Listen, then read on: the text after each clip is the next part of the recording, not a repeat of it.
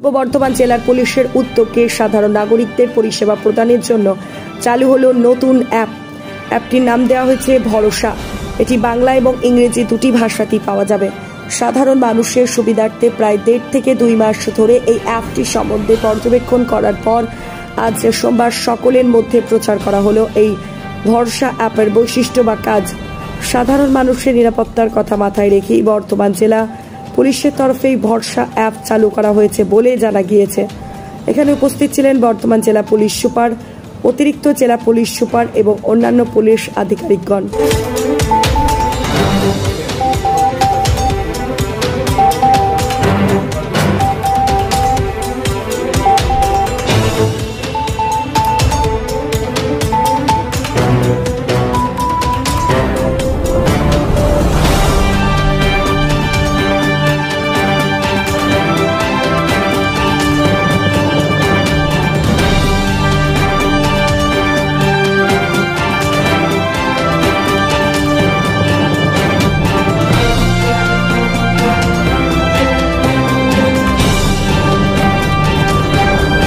সাংবাদিক সম্মেলন করে পুলিশ সুপার আমানদীপ কি জানিয়েছেন দেখুন।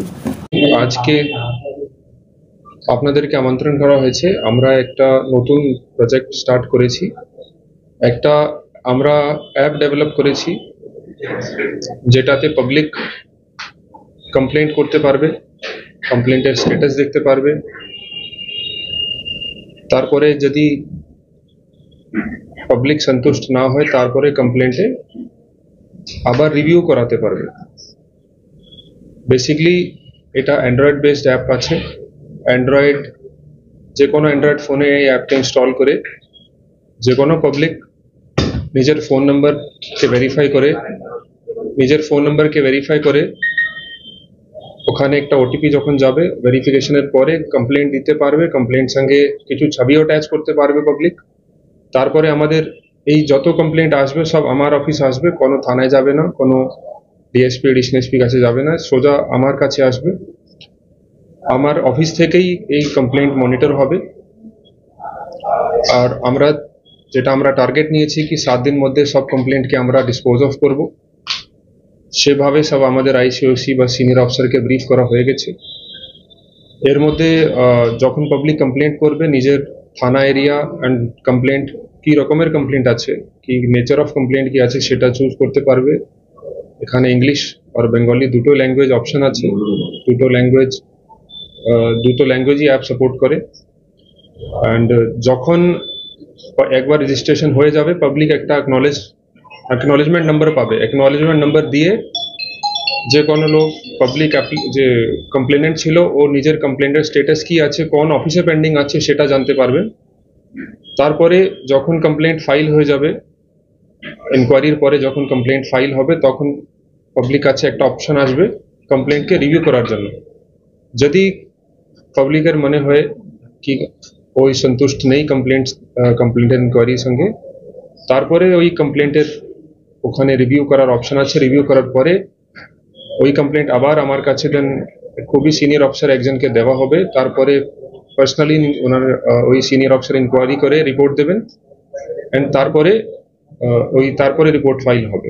তো আশা করছি এই অ্যাপের মাধ্যমে আমরা পাবলিককে বেটার সার্ভ করতে পারবো, পাবলিককে তাড়াতাড়ি আমরা সলিউশন প্রোভাইড করতে পারবো পাবলিকের প্রবলেমের, অ্যান্ড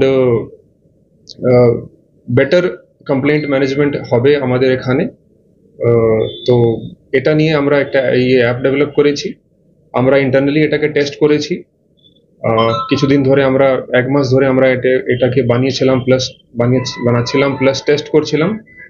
তো এখন অ্যাপ স্টেবল আছে। করতে পারে কি কোনো টুকটাক ইস্যুস আসবে, কিন্তু সেই ইস্যুগুলোকে আমরা ইমিডিয়েটলি সলভ করব। অ্যান্ড এখন আপনার যদি কোনো কোশ্চেন থাকে, আপনারা যে কোনো রকমের কমপ্লেন্ট যেখানে পুলিশের রোল আছে, যে কোনো রকমের কমপ্লেন্ট লোক ফাইল করতে পারবে। এই কমপ্লেন্ট অলরেডি অ্যাপ স্টোরে লাইভ হয়ে গেছে। আমরা লিঙ্ক শেয়ার করে দিচ্ছি আপনাদের সঙ্গে, একটা কিউআর কোডও শেয়ার করে দিচ্ছি। কিউআর কোড স্ক্যান করলে সোজা অ্যাপের লিঙ্কে অ্যাপে প্লে স্টোরে যে অ্যাপের লিঙ্ক আছে ওখানে চলে যাবেন। অ্যান্ড খুবই ছোট অ্যাপ, 2-3 MB অ্যাপ আছে। অ্যান্ড আর অ্যাপের নাম আছে ভরসা। তো অ্যাপের নাম আছে ভরসা। স্যার সামনে পুজো, এবারে যারা বয়স্ক মানুষ ও বৃদ্ধ যে আছে তাদের অনেক রকম সমস্যা দেখা দেয়, সেই সময় কি এই অ্যাপে ব্যবহার করা? যে কোনো লোক যে কোনো ধারণার কমপ্লেন্ট পূর্ব বর্ধমান জেলা পুলিশকে যদি জানাতে চায় উনি এই অ্যাপের মাধ্যমে আমাদেরকে জানাতে পারবেন। আমরা সব কমপ্লেন্টকে খতিয়ে দেখবো, ইনকোয়ারি করব, তারপরে প্রপার অ্যাকশন নেওয়া হবে। যদি আমাদের ডিপার্টমেন্টের নাও থাকে তো আমরা কনসার্ন ডিপার্টমেন্টকে ফরওয়ার্ড করে দেবো। এটা দেখুন, আমরা আগেও আপনাদের মধ্যে কিছু লোকে আমরা জানিয়েছিলাম কি আমরা এরকম অ্যাপ ডেভেলপ করছি।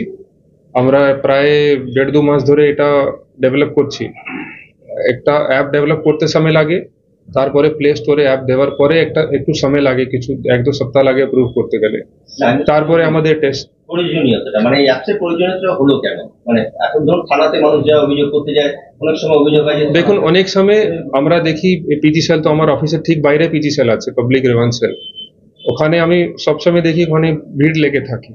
অনেক লোক কাটুয়া থেকে আসছে, কালনা থেকে আসছে, সো দ্যাট ওদেরকে এখানে না আসতে হয়। যদি আমাকে কমপ্লেন দিতে হয় কাটোয়া কালনা থেকে, এখনই লোককে ফিজিক্যালি এখানে আসতে হচ্ছে। এটা অ্যাভয়েড করার জন্য আমরা অ্যাপ লঞ্চ করেছি এটা। অ্যান্ড প্লাস একবার আসার পরে আবার পাবলিক আসে কমপ্লেন্টের স্ট্যাটাস জানতে, কি কমপ্লেন্টের কি হয়েছে। তো এখন এই অ্যাপের মাধ্যমে সেটাও আসতে হবে না, লোক অ্যাপের মাধ্যমেই জেনে যাবে কি স্ট্যাটাস কি আছে কমপ্লেনের। গোটা জেলাতে আপনার এরিয়া অনেক বড়, সেখানে এই ধরনের একটা পরিকাঠামো কি রেডি হয়ে গেছে? মানে ধরুন একটা কমপ্লেন প্রতিদিন হয়তো দেখা যাবে 100 কমপ্লেন আসছে। আমাদের অফিসে অ্যাডিকুয়েট ম্যান পাওয়ার আছে, আমরা হ্যান্ডেল করতে পারবো। আমাদের অলরেডি আমরা ইন্টারনালি টেস্ট করেছি, আমাদের লোকের ট্রেনিং দেওয়া হয়ে গেছে। তো আমাদের এখানে ইনফ্রাস্ট্রাকচার আছে কি আমরা হ্যান্ডেল করতে পারবো। প্লাস যেটা আমরা ভেবেছি যে অ্যাপের QR কোড আছে, সেটা আমরা কিছু পাবলিক প্লেসেসেও দিয়ে দেবো, সো দ্যাট শুধু হোয়াটসঅ্যাপ সোশ্যাল মিডিয়াতে নেই, আমরা কিছু পাবলিক প্লেসেসে QR কোড প্রিন্ট করে লাগিয়ে দেবো, সো দ্যাট ওখানে পাবলিক স্ক্যান করে অ্যাপকে ইনস্টল করতে পারবে। ফর এক্সাম্পল, যদি স্কুল কলেজের বাইরে যদি আমরা দিয়ে দিই, ওখানে যদি কোনো ইস্যু থাকে ওখানে লোক বলতে পারবে, ওই কমপ্লেনের মাধ্যমে আমাদেরকে জানাতে পারবে।